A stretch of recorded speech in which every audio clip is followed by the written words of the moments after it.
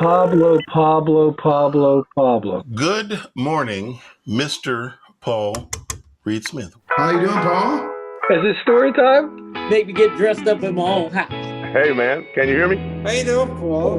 Hey, what's happening, man? Hey, what's up? How are you, man? Are you okay? And that is a ridiculous piece of wood.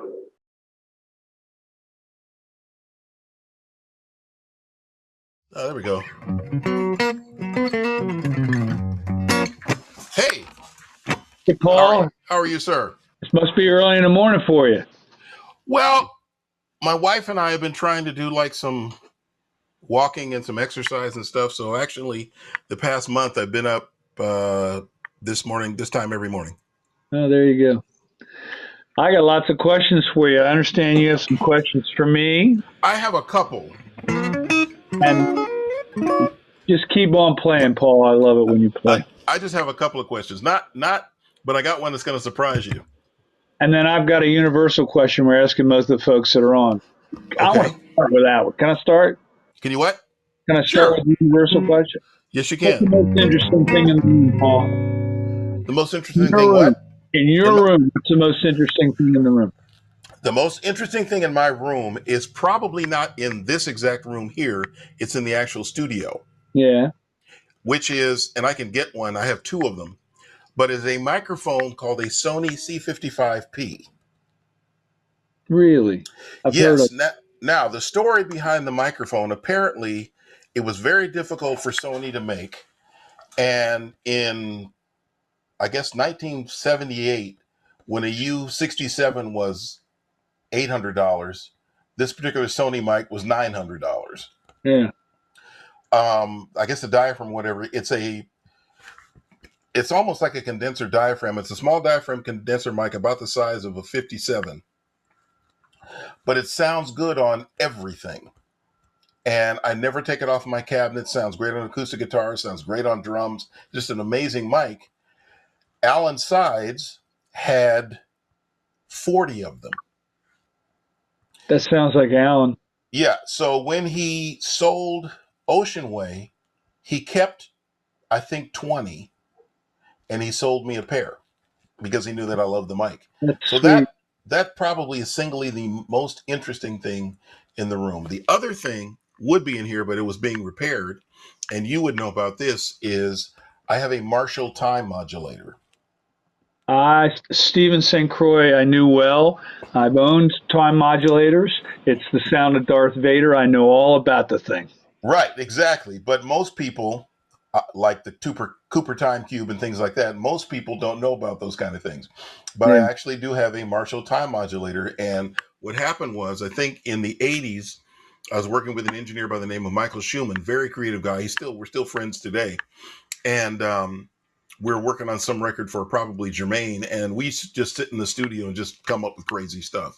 And he ran my guitar through a Marshall time modulator once. And I was like, wow, what is that? What is that? And he said, oh, it's a Marshall time modulator.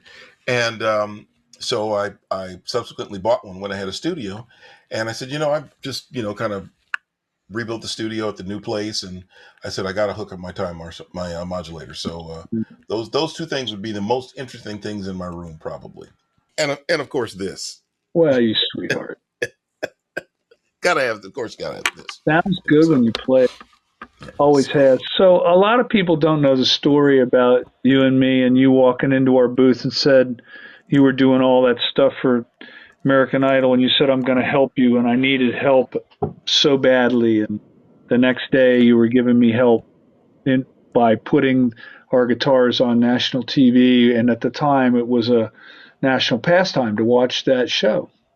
And a lot of people don't know that, but when you think about those experiences of being in those TV show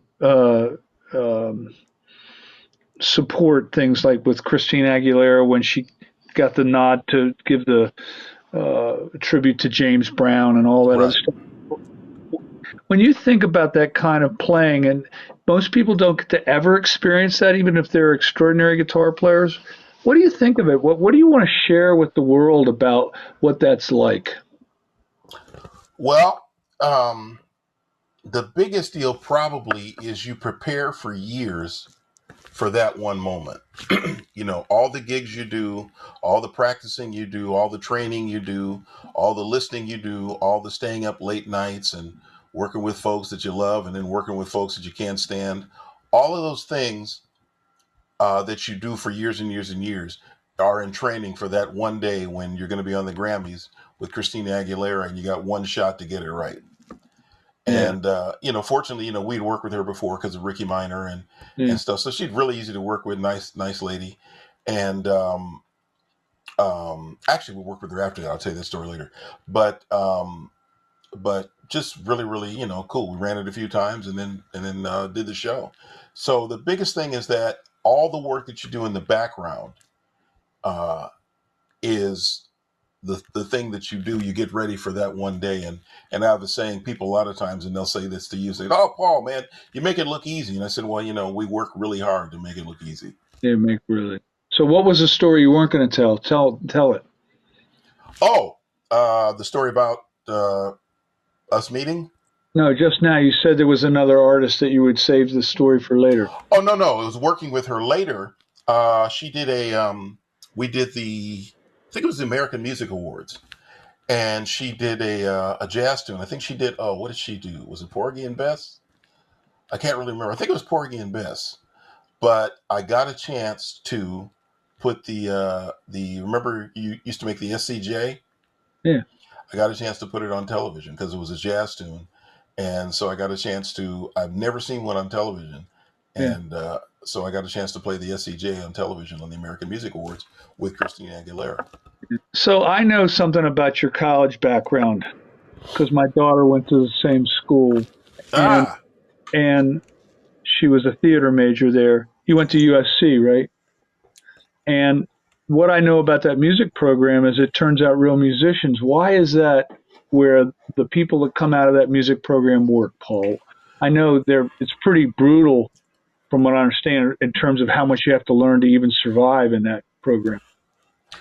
Well, I can especially talk about the popular music program, which is where I teach now. I actually teach there. Yeah. Probably two words, Patrice Rushen, who was the chairman of the popular music program.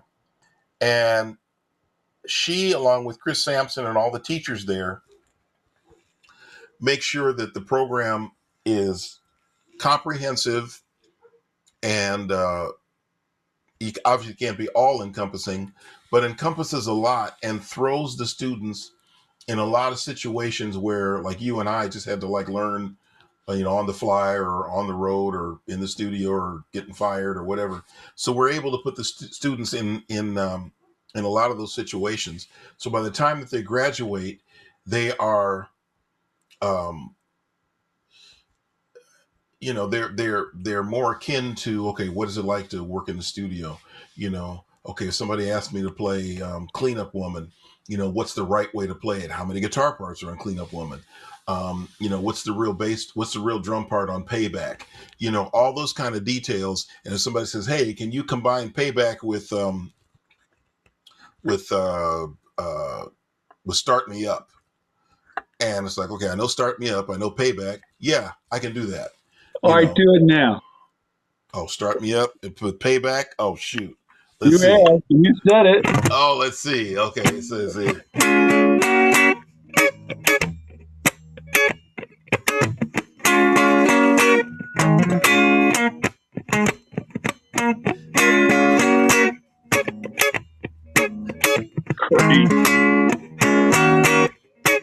I don't know, something like that.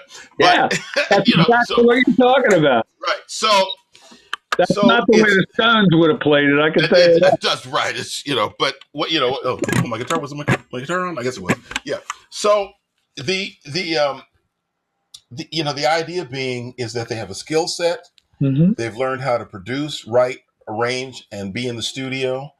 They've learned how to work together. They've learned what it likes, they've learned what it means to be, let down by a band member, to depend on a band member, to, so there are a lot of situations, like I said, that you and I had to get, on the road or on the fly. They're put in. So by the time they get out of there, they're ready to go. That's unbelievable. Look, Interest, all I know is that the people that come out of that program work. interesting story. My first student that I had there, his name is Sam Yoon. I started teaching him in 2017 when he was a junior. He just started playing with Demi Lovato. Just did the Tonight Show with her, and yeah, just started. So They work. yeah, You know, you came out and played with Chuck Brown once. Do you remember? I sure do. So you've had a lot of those experiences. I mean, we're talking about the Godfather of Go-Go, the Godfather of Soul, all these high-level musicians, and you had a chance in your life to support these people um, on a continuous basis. What are these musicians that you adore? What do they have in common in your experience? What is that thing that you get in the room and you just go, "Oh my God"? I mean, I have some experiences too, but what is yours? My experience would be work ethic. When you look at somebody like Michael Jackson, who basically just worked and worked and worked and worked, or you look at a guy like George Benson, who, when you're in the studio between takes, he's practicing his guitar, or when you look at songwriters who always walk around back then with a notepad, I guess it's an iPad now, um, then you realize that there are really no shortcuts to this thing. And the people that you work with that you admire spend a lot of time, working, and continue to spend a lot of time working on perfecting the craft. I mean, like, I'm sure you saw the movie, like Get On Up, um, where James would call a rehearsal with the drop of a hat. Well, some of it might have been a little excessive, if you will, but a lot of it was, hey, I got an idea, I want to work it out. Yeah. And then the fact that, excuse me, that a lot of the records were recorded on the road, and like radio stations, for instance. Hey guys, I got an idea. It's after the gig. We're going to this radio station to record a record. So I would say that the common denominator is the work ethic, and just continuing to work hard, and the work never stops, because music is something that you never master. So I think that's probably the common denominator. How many records do you have out? Solo records you got out? It's over a dozen, right? Oh, actually, I have 7, and working on number 8 right now. 7 solo records. The first one was I Came to Play, where I got nominated for a Grammy. Wow. Early morning.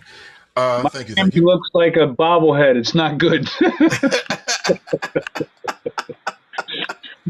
And the last one was a CD called Stories from Stompin' Willie, which was a tribute to George Duke. So Yeah. the new one will be out, I think, in probably July, and it's going to be called More Stories. Can I get a copy? You certainly can. Absolutely. For you, anything. I would like that, Pop. I would like that. Wait a minute. How many LA2As do you have? I'm looking at that. Oh my gosh. It's got LA2As and Pultex. I have a Babcock. I've got an LA2 and a couple of LA2As that were mastering ones from the mastering lab. Now, is that a Pultec or is that a Lang under the LA2? This is an ITI 230. Right. And this is a Motown EQ. Okay. But that's made by JVC. This is a Magic Death Eye Fairchild 660. This is a Gates compressor. Those reverbs I was begging you to buy are up there. The old Lexicon and the old EMP. Right. RCA stuff in here. I'm sorry, I like good sounding gear. The problem with good sounding gear, the promise is if you get really good sounding gear, it's going to make stuff sound better. Mostly that's not true. But once in a while, oh my God, Paul, is it so true? Once in a while, you get a piece of gear and it's like the Marshall palm modulator thing you were talking about. It just flat out sounds better. It sounds better. Absolutely. It really, really does. I mean, it's interesting you say that, because I was telling a class last night, when I first started recording, I used to use tons of EQ. Now I use very, very little.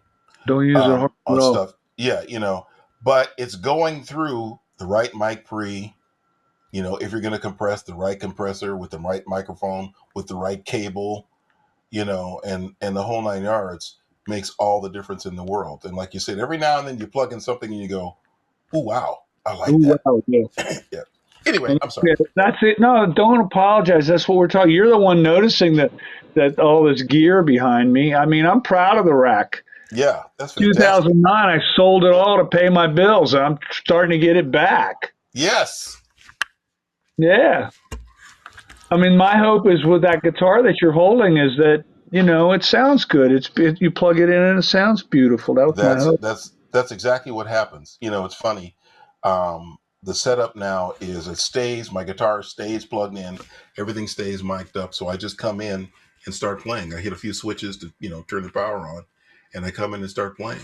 And There you go. it's always very inspiring, you know. I'm the opposite. I put everything away religiously. So why don't you ask me a couple questions, Paul? Now Okay. I get uncomfortable with this. Okay. John McLaughlin just came after me with a couple questions. One of them had me cursing. I'm not. Uh-oh. Well, now you make it seem like I helped you, but you really helped me.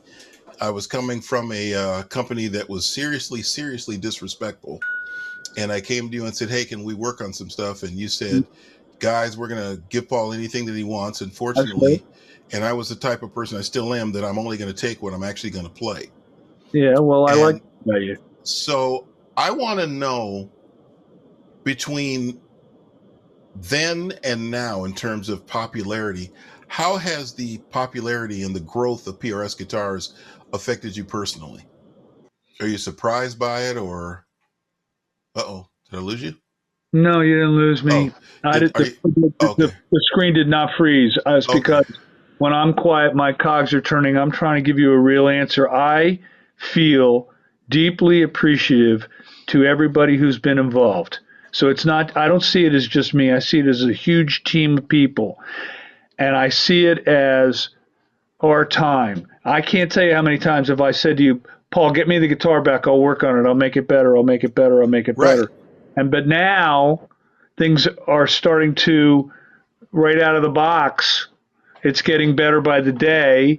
And I feel thankful, you could say, to God or to whatever you want, that we were given the chance to get this far, that we were even here is extraordinary. I absolutely feel like there's a magic in our building, and I don't want to disrupt it, yeah, and I want to be thankful about it.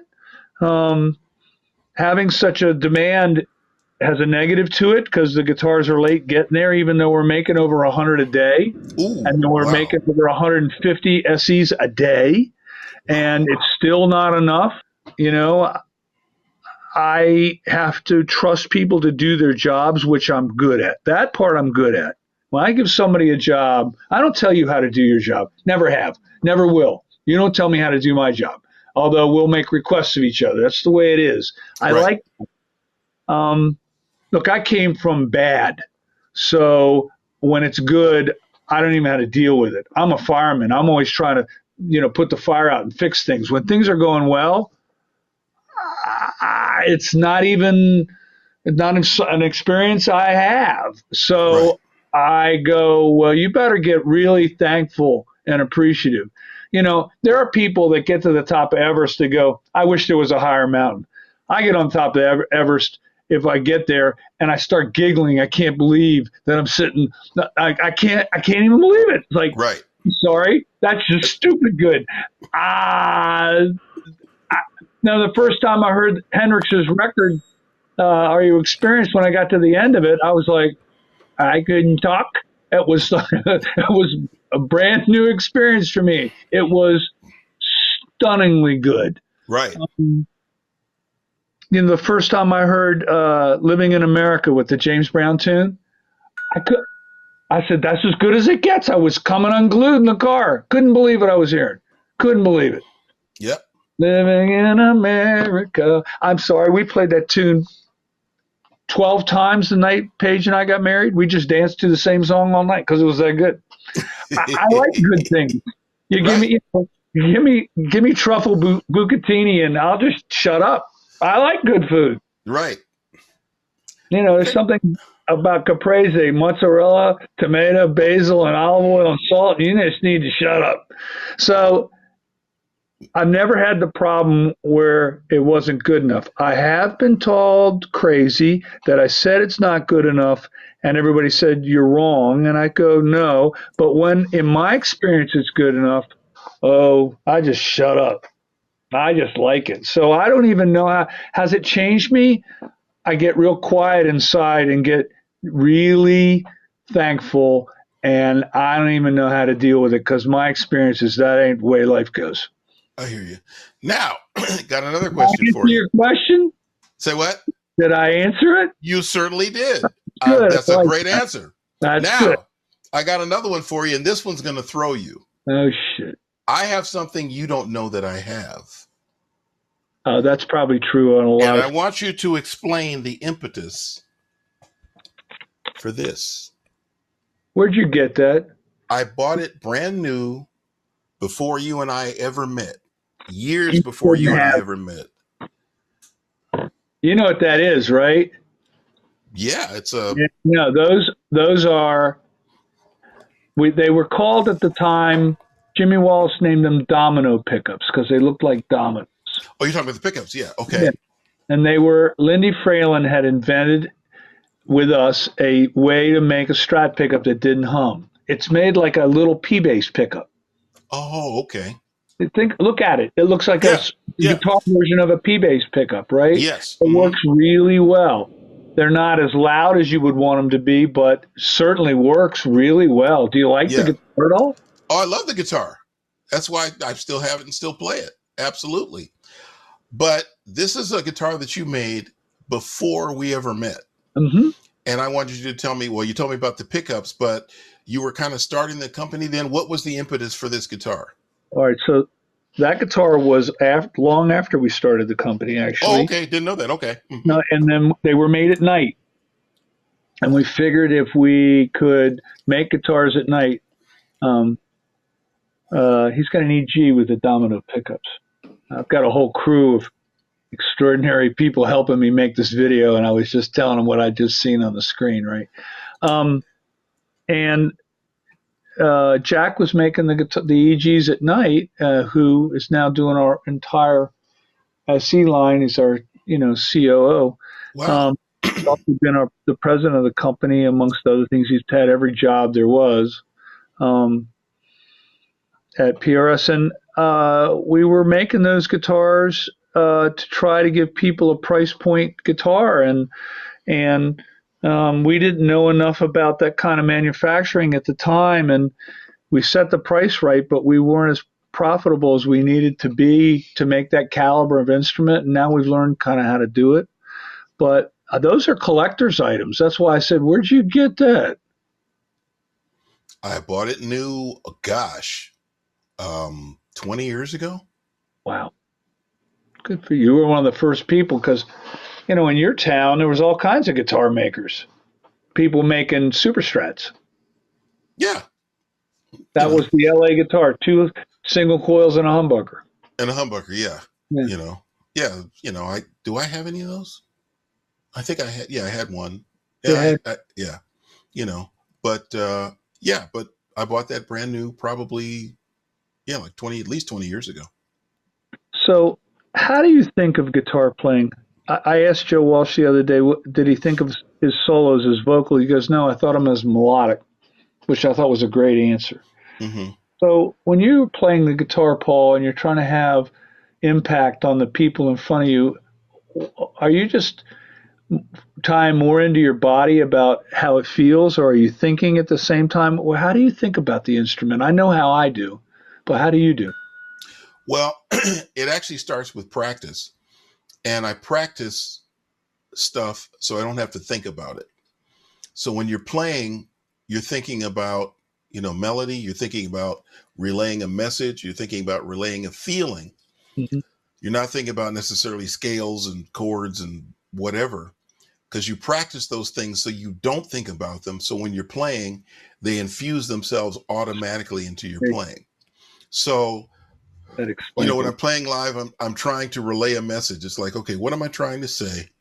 Excuse me. How can I get this out? How can I there's a thing I'm hearing in my head, and it's interesting. I'm in this band with Jeff Lorber and Everett Harp, and sometimes I'll play motifs, and Everett's like, I don't like motifs.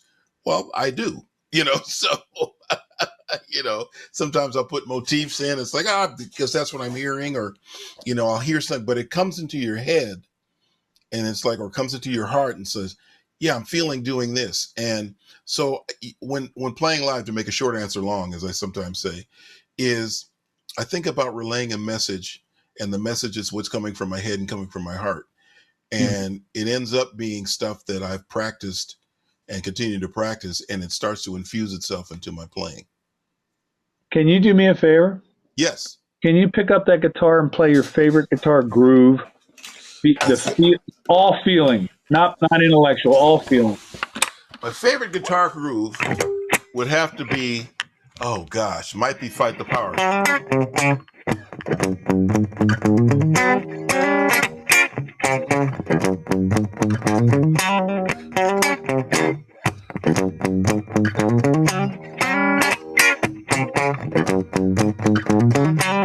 I think that would be probably one of my that's got to be one of my favorite grooves. That's very cool.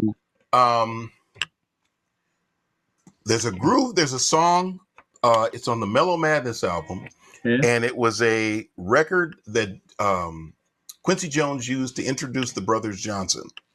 And it was George Johnson, Louis Johnson, and Harvey Mason, and it was a song called Trying to Find Out. And it went something like,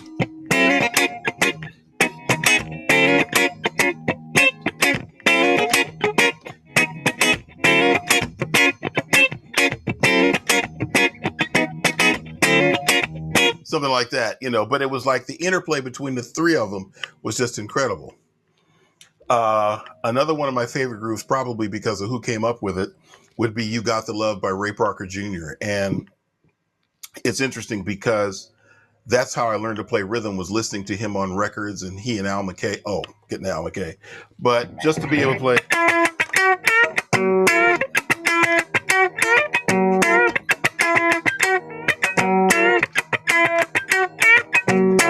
That, and then there's a song by Earth, Wind & Fire called Jupiter. And, it starts off.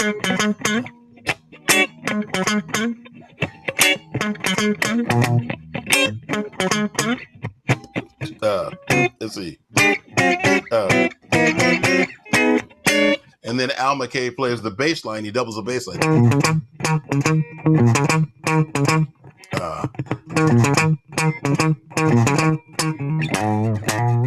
But then the other part is like.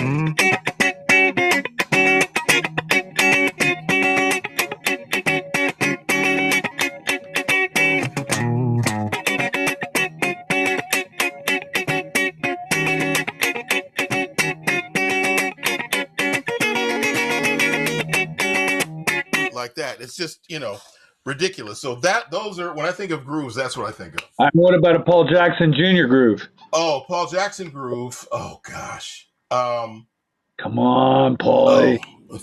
Paul Jackson groove. I'm trying to think of a record. I don't want to say Good Lucky, because no, that wasn't. Oh, I got one. Groove? That's your groove? No. There's a song that Daft Punk produced on The Weeknd. Yeah. Called I Feel It Coming. Yeah. And it's funny because we tracked the tune, we did the tracking date, and it ended up being I Feel It Coming, but it was, like it was the series.